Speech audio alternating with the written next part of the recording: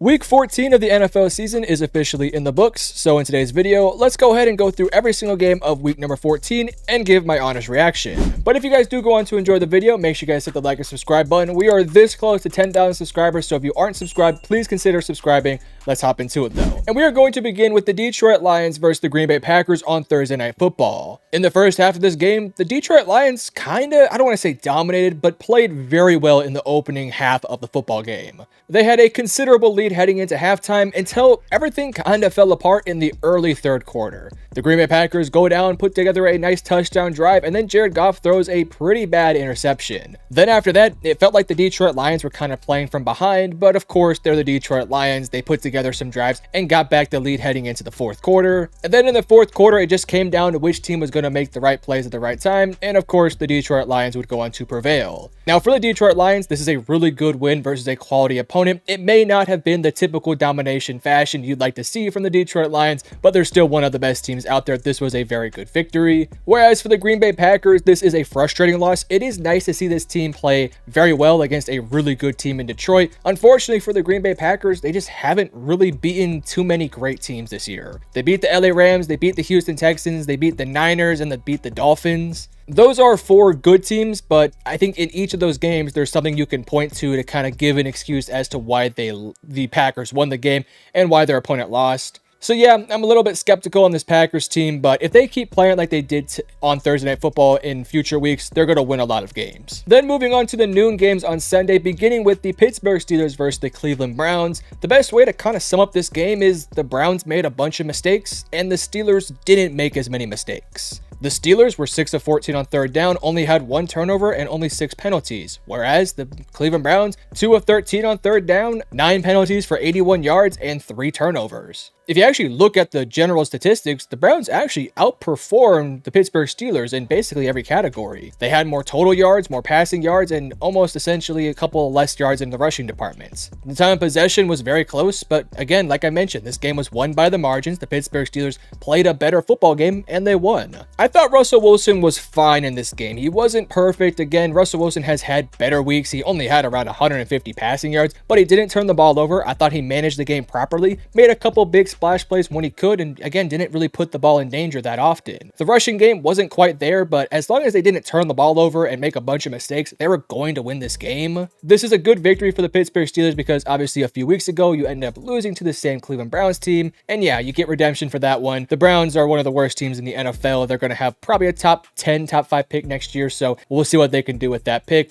Not a lot to take from this game. It kind of went how I thought it was going to go. Next up, we have a game that honestly was pretty hard to watch between the New York Giants and the New Orleans Saints. Now, I do want to give some credit to the New Orleans Saints because ever since they obviously were I think 2-7 at one point, but they've kind of gone on a bit of a winning streak here. They've beaten up on some really not so good teams, and the Giants just kind of happen to be in their way. Now, I do want to say one thing. Derek Carr did have a massive injury to, I want to say either his shoulder or something in his non-throwing arm area. So hopefully he's okay, but I could also see a world where maybe they're okay with just him not playing no more to get a higher draft pick. But for his sake, this game could have potentially been his last game for the New Orleans Saints. So hopefully for his sake, he's okay. But at the end of the day, he was out of the game very late, so the Saints just kind of had to hold on. This was a ugly game, not a bunch of turnovers, but a lot of penalties. The Giants had 12 penalties for 112 yards. You have 2 of the worst offenses out there, and I would say both defenses are fairly competent, so this is kind of a game that was always going to end up in sort of a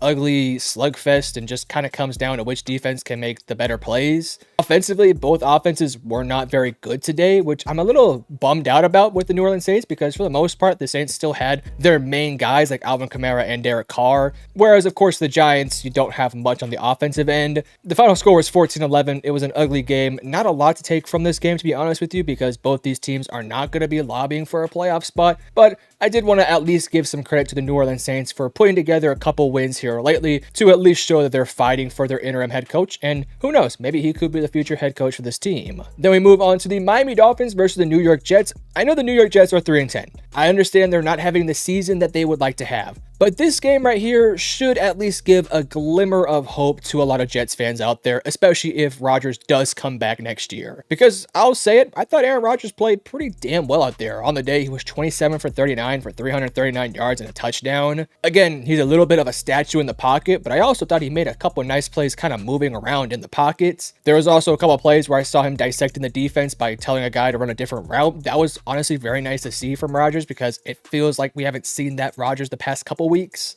I know ultimately the Dolphins did score 32 points, but I thought for the most part, the defense for the Jets kind of looked like what we expected them to look like heading into this year. It wasn't really until the fourth quarter and of course in overtime when the Dolphins offense eventually got going. So again, it wasn't a perfect game, but hopefully this game could at least give some Jets fans a little bit of hope for their season next year. Whereas on the other side for Dolphins fans, obviously they still have a lot of things going for them for the rest of the season. If they go on a win streak, they could potentially make the playoffs. It was a very ugly first 3 quarters, a lot of field goals, a lot of just not playing very well offensively. But then late in the game, you finally got things going. Tyreek Hill had himself a pretty solid day, all things considered. There wasn't much of a ground game in this one. Quinnen Williams and that defense really stepped up. Their leading rusher was Devon Achane with 24 yards on 14 carries. But I thought Tua played fine. They didn't make any mistakes, and they got the victory. So hey, let's see if they can go on a bit of a run here. I still think they have a very hard time getting in, but they do have the talent to at least make things interesting going down the last couple games here. Speaking of very ugly football, let's move on to the Jacksonville Jaguars versus the Tennessee Titans. This was some of the worst football that you could possibly imagine. If you have a guy out there who's never watched a game of football, tell him to never watch a Tennessee Titans game or a Jacksonville Jaguars game because this game was just pretty darn putrid. Not a bunch of turnovers, not a bunch of penalties, but just a whole lot of just garbage play from both sides. Mac Jones was horrible. Thought Will Levis had some nice moments here and there, but for the most part wasn't very good. I also do have one little nitpicky thing here about the Tennessee Titans here. You have 4th and goal at like the 3-yard line. You've failed to get into the end zone multiple times. Why are you not just kicking the field goal here? I know the field goal at the end of the day would have still lost you the game, but points are points and it would have swung some momentum towards your side. Instead, you go for it on 4th down, you miss the 4th point, or you miss the 4th down conversion. The Jaguars get the ball, and sure, they might have not done anything with it, but it still gave the Jaguars some momentum on that drive. Whereas if you get the 3 points, you're then kicking the ball off, and who knows how the game goes if you don't go for it on that 4th down. If you just kick the field goal, take the points, who knows? I know that's very nitpicky, but it was something that really did bother me, especially when you knew the Jaguars couldn't score points in this entire game, so why aren't you just taking the points? On the day, the Titans were 0-3 on 4th down and just really couldn't get anything going on the offensive end. Again, I thought Will Levis was okay at times, but not particularly good. This was a really frustrating game for the Titans because, yeah, your season's already over with, but that Jaguars team might be the worst team in the NFL, and for the Jaguars, they just probably lost themselves out on the Travis Hunter sweepstakes because they won this game. So this was kind of a lose-lose scenario on both sides. Will Levis looked pretty bad, and he's supposed to be your franchise quarterback, and the Jaguars won and might not be able to get Travis Hunter. So yeah, confusing game, horrible game, not a lot of much to talk about here because these teams suck, but yeah, let's move on. Hey guys, sorry to interrupt, I'll be really quick, but I have started a brand new YouTube channel called Metro Stories. On this channel, we simply focus on actual stories of NFL teams and NFL players. So if that sort of stuff interests you, make sure to go ahead and check it out. It'll be in the description below as well as in the pinned comment. Go ahead and check it out. I think you might like it. Let's get back to the video though. Moving on to the Minnesota Vikings versus the Atlanta Falcons. Now the final score would indicate a bit of a blowout, but it wasn't really until that 4th quarter when it did become a blowout. In fact, heading into the 4th quarter, the score was relatively close, and then all of a sudden Minnesota just went on a heat streak in the 4th. Sam Darnold had himself maybe his best game as a Minnesota Viking. I mean, he was legitimately torching that Falcons defense the entire night. He was 22 for 28 for 347 yards and 5 touchdowns. They also got the ground game going with Aaron Jones having 73 yards on only 13 carries. Jordan Addison and Justin Jefferson looked like prime Randy Moss out there. Whereas on the other side, the Atlanta Falcons looked okay in the first 3 quarters, but really bad in the 4th. Bijan did his normal Bijan things. I thought Darnell Mooney had a very nice day. Kyle Pitts continues to be very quiet in this offense, which is very, very frustrating and honestly pretty bad for their future. But I think the topic of discussion has got got to be Kirk Cousins coming out of this game. He had 2 interceptions and made a whole bunch of terrible plays. I can't remember who was talking about this, but I saw a TikTok kind of going over what Kirk Cousins' issues were, and I at least wanted to kind of shed some light to you guys on it. Essentially, whenever Kirk Cousins does a play action or just turns his back to the defense, he's very, very, very bad. That's kind of a very elementary way to put it, but whenever he turns his back to the defense at some point in his drop back, so many bad things end up happening, whether it's interceptions, panicking in the pocket, taking sacks, just not making good plays. That is one of his biggest issues. He's also, again, like I mentioned earlier, a bit of a statue in the pocket. He's not young anymore, so he can't move around in the backfield, which of course also hurts his team. His offensive line, all things considered, blocks fairly well for him. Hell, Bijan Robinson had almost 100 yards rushing today. I don't think it's all bad for this Falcons offense, but I kind of think Michael Penix would maybe be the better option here. The Falcons had a chance to make their team significantly better in the draft, but they took a quarterback with the first round when you just paid Kirk Cousins, and I think it's kind of biting them in the ass right now. Were they going to go offense with that pick? Probably not. They probably were going to take a defensive lineman, which they could use right now, even though I'll give them some credit. They did get some sacks in this game. I don't know. I just am not a big fan of what this Falcons team is looking like right now. I feel like they have the pieces. I feel like the coaches are pretty solid. It's just, I don't know. It feels like Kirk Cousins is not in the right situation, and that's unfortunate. But going back to the Vikings, Sam Darnold's great. That team is really good. This is an awesome statement win, and hopefully this can give them a ton of momentum moving forward as they look towards the postseason. And then moving on to the Philadelphia Eagles versus the Carolina Panthers, I feel like I'm kind of saying the same thing for the Panthers that I've said the past couple weeks. They might be losing games, but gosh, they are playing way better than what they were last year and early on in this year. Bryce Young continues to play very well. He did have one really bad interception, probably a throw he shouldn't have thrown, but outside of that, I thought he made a bunch of very nice plays. And if you were actually watching that fourth quarter when Bryce Young was driving the team on a potential 98-yard game-winning drive, he threw, in my opinion, a dime to Xavier Legette to potentially win the game, but Legette dropped it. It's unfortunate because I thought Adam Thielen had an awesome game. I thought Chuba Hubbard was pretty solid, and again, Bryce Young was really good, and the defense held that Eagles offense to only 22. It's just unfortunate that it couldn't lead to a victory, but honestly, it's not the end of the world. You're losing games and still holding your high draft pick while showing a ton of progress and signs of growth within Bryce Young. So yeah, this is kind of a win-win scenario for Carolina, I guess, in all the big scheme of things. Whereas for the Philadelphia Eagles, I wouldn't necessarily say that I'm worried about this game because typically Philadelphia is one of those teams that can play up to competition while also playing down to competition. But with that said, this Panthers team really should not have been in this game and honestly should not have been in a position to even come close to winning the game. Jalen Hurts was okay in this one. Again, he doesn't turn the ball over much anymore, which is a really positive sign for this team. And it's truthfully one of the only things that could hold back this Eagles team is turnovers. So as long as they're not turning the ball over, they're generally okay. Saquon, again, is Saquon Barkley, but because this team is not putting Jalen Hurts in a bunch of positions to lose the game by throwing the ball 50 times, guys like AJ Brown and Devontae Smith aren't really getting the same production that they used to have. I'm not saying that that is a bad thing because as long as they're winning games, who really cares? If you're winning games by running the football 50 times, then do that over and over again. But I kind of do wonder if at some point in, let's say, a playoff game or some point later in the season, if they're going to have to throw the ball 40 times, can Jalen Hurts actually do it at an adequate level? We'll obviously have to wait and see because I do think a team like Detroit could beat this Eagles team and put them in a position where they're going to have to pass the ball, and I'm just not sure right now if Hurts is up for the task. But again, they usually do play down to competition, so not a bunch to take here from the Eagles. It is a win, and that's all that matters. Next up, let's talk about the Tampa Bay Buccaneers beating the Las Vegas Raiders. Again, this game was pretty darn ugly in the first half. Fortunately, at some point, Tampa Bay just kind of locked back in and got some drives going and stopped turning the ball over. There was a good number of sacks in this game, some turnovers. It just wasn't a very pretty game, but at the same time, Tampa Bay did take care of business here.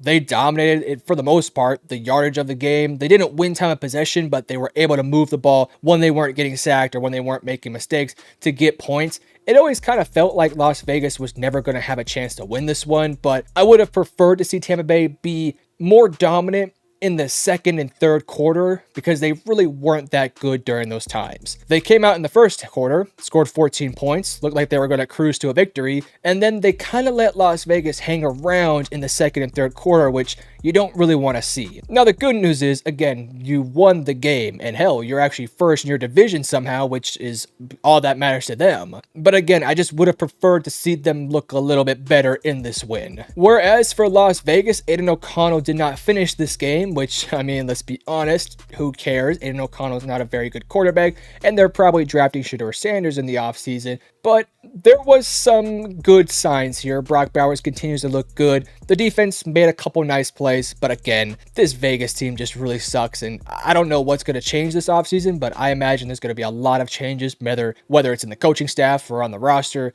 Just kind of feels like this Raiders team needs to hit the reboot button and draft a quarterback, hopefully. And then we begin our 3 o'clock window, beginning with the Seattle Seahawks versus the Arizona Cardinals. Now, early on, Arizona goes down the field, gets an awesome touchdown drive, and I'm like, oh, we are in for an awesome matchup. And then 2 interceptions later, and the Seattle Seahawks are up 17-7. For Seattle, this is a really, really impressive victory, and I want to give them their flowers because I have been very critical of them, at least up to this point. Early on in the season, they were not playing great football. But in these past few weeks, they've put together some really good wins. And this one, I know the Cardinals are the Cardinals, but it's a really good win. This was a high pressure situation where you're going up against somebody who's also trying to win the division. And you got to go in there and you got to get a victory. And they did so. Geno Smith on the day, 24 for 30 for 233 and 1 touchdown. Zach Charbonnet, have yourself a day, young man. 22 carries, 134 yards and 2 touchdowns. Jackson Smith and Jigba played really well, whereas on the Cardinals side, it really was those 2 early interceptions that really hurt this game for them. Because I thought for the most part they played pretty well in the second, third, and fourth quarter. Now, they didn't do enough to win the game, but they also didn't play so bad in the second, third, and fourth to lose the game. It was just that first quarter was really rough, and they just really had nothing going for them after that, and it kind of tanked the game for them. Outside the 2 picks, Kyler was 25 for 38 for 259 yards and 2 touchdowns, and of course the 2 interceptions, but Trey McBride got going, James Conner got going. Listen, I don't necessarily think this is a bad loss for the Cardinals. I know everyone's going to be bummed out about it, but I don't really know if anyone thought the Cardinals were going to be in serious contention to win the division, so the fact that they actually had a shot at it is impressive, and, you know, hey, listen, it's a bad loss, but at the end of the day, it could be a lot worse. You could be, I don't know, San Francisco right now. They're not in a good situation. And, well, speaking of San Francisco, they bullied the Chicago Bears. Chicago Bears obviously just fired their head coach, and I kind of feel like they probably missed their head coach in this one because their defense let up 38 points. This Bears defense is typically one of the best defenses out there, but without their head coach, it looked completely lost. They were not communicating, giving up some big runs to Isaac Guerendo. Brock Purdy looked like an MVP candidate out there, which, by the way, welcome back, Brock Purdy. That was very nice to see. George Kittle had over 150 passing yards. I mean, this was just a really, really ugly game for Chicago. And honestly, it's got to be a little worrying for Chicago Bears fans. The whole thing for Chicago is that you want to see some progress. You want to see them, win some games, lose some games, but look good in losses and look good in wins. And they did not look good in this loss. This was a very, very bad loss to what is a San Francisco team that is, number one, really banged up, but has also not been very good lately. I actually picked the Bears to win this one, and yeah, I was wrong after like the first quarter. Chicago had no life in the first half, finally got some things going in the second half, but it was way too late at that point. I thought Caleb looked okay in the second half, not really good in the first half. I thought the play calling was not so great. DeAndre Swift kept pounding the rock, but only had 38 carries. I don't know, it's just a frustrating win here. I thought Roma Dunze had himself a pretty solid day, made a couple nice catches, but yeah, for Chicago, this is just really bad. Whereas for San Francisco, hey, it's got to be nice to get back in the winning column. I don't know if they're really going to have much of a shot here to win the division because Seattle's playing some really good football, but, you never know. You keep winning games and just kind of let everything else outside of your control just play out, and who knows, maybe you'll end up in the wild card. Hopefully not. I kind of want to see somebody else in there, but again, you just never know. And then moving on to maybe the game of the day, although there is one other contender which we're going to talk about next. And this game was the Buffalo Bills versus the LA Rams. I gotta say it, this is an awesome performance from the LA Rams. I had no expectations for them to beat the Bills, but hey, they went out there and they played pretty darn well, especially on the offensive end. For Buffalo, this is a bit of a frustrating one because it kind of felt like they were sleepwalking a little bit in the first half or so. Like they just weren't looking like their typical self, and I feel like they kind of felt like they could kind of cruise to a victory in this one. But once they realized in the second half that we actually have to wake up and actually play well, it was kind of a little too late at that point. Because after the third quarter, heading into the fourth, the LA Rams had a pretty sizable lead, and Buffalo did make some plays to eventually get to a point where they could potentially win the game, but unfortunately, it was just a little bit too late. Matthew Stafford had himself probably his best game of the season, and welcome Puka Nacua back to the NFL. He had an awesome game. I don't know if there's a whole bunch to really say here about Josh Allen. I mean, he had 6 touchdowns on the day, so it's not like you could say much about the Buffalo Bills. They scored 42 points. It just so happens that they got scored 44 points by Matthew Stafford and Puka Nacua. This kind of does tell you how good this Rams team can be if they just wake up and play like them usual selves. I don't think LA is all of a sudden a contender all of a sudden, but if they keep playing like this, who freaking knows? Again, for Buffalo, not too worried. I want to see their defense not give up 44 though, but whenever you have Josh Allen, you're going to be generally okay. Now, before we get to our last game of the week, I am unfortunately not able to talk about the Cowboys versus the Bengals, but if you guys do want to hear my opinions on the Monday Night Football game, check out my community tab. I will have a post on there talking about the game and my thoughts about it. But let's go ahead and move on to the Kansas City Chiefs versus the LA Chargers. For the Chargers, it was a pretty rough first half. You just couldn't really get the offense going. Shout out to Quentin Johnston, who made a ridiculous catch and honestly actually had himself a pretty nice day, all things considered. But they just couldn't get anything going. And then the third quarter happened, and then the fourth quarter was okay, but the offense finally started to come alive. They depended on the ground game. This Chargers team really does miss J.K. Dobbins. It just isn't the same without him. I thought Justin Herbert made some very nice plays with his legs, with his arm. I thought he looked really good out there. But, you know, when it matters most, you give Mahomes the ball with 5 minutes left, he's going to make the right plays. And that's what happened in this one. Chargers defense played lights out, but at the end of the day, like I said before, you mess around and give Patrick Mahomes and that Chiefs offense the chance to win the game, they're typically going to do so. And that was the case in this one. They just made the right plays at the right time, and they outplayed the Chargers in that last drive. Let's just put it how it is. Now, yes, they got a little lucky. They made that field goal off the goalpost, which is, you know, crazy, and it just kind of feels like it's scripted, but hey, it happened, and we're still here. The Chargers are a good team, but without any serious weapons on the outside, especially with no J.K. Dobbins, I just don't know if this team is actually going to do a whole bunch come the postseason. But with Justin Herbert, they always have a shot, and that defense is really good too. Whereas for the Chiefs side of things, I don't know. I'm a little worried about this Chiefs team. They're 12-1. I know they've beaten everyone in their way besides Buffalo, but that Chiefs offense just doesn't look good. It just doesn't. They don't look good schematically right now, and they don't look good just personnel-wise right now. The offensive line isn't playing as good, primarily on the tackles, and they just don't have the outside weapons that are young and youthful that can seriously get open. Kelsey's a little bit older. Hopkins is a little bit older. And sure, you got Xavier Worthy, but he's more of a burner. He's not much of a playmaker. He's not much of a Patrick Mahomes guy, if you get my point. Getting Isaiah Pacheco back is a massive pull for them, and you know, we'll see what these other receivers can do once they come back and if they come back. I still think the Chiefs are a good team that are going to make the right plays at the right time when it matters most, so that's always going to give them a shot to go for the three-peat. But I don't know. I'm looking at teams like Detroit and maybe even Philadelphia, even Baltimore maybe, Buffalo a little bit, and I just kind of think they're a little bit better than Kansas City right now because of how bad that Chiefs offense is, and the fact that I kind of think that Chiefs defense isn't as good as how it has been. Not saying it's bad, but I do think it's somewhat beatable. But with that said, they're 12-1. And who knows? It's Patrick Mahomes. Never doubt Mahomes. Real quick, before I end the video, this is my predictions that I made the past week. Not my greatest week, but an okay week for the most part. Check out that record as well. Still pretty good. But if you guys enjoyed the video, make sure you guys hit the like and subscribe button. And I love you guys. Peace.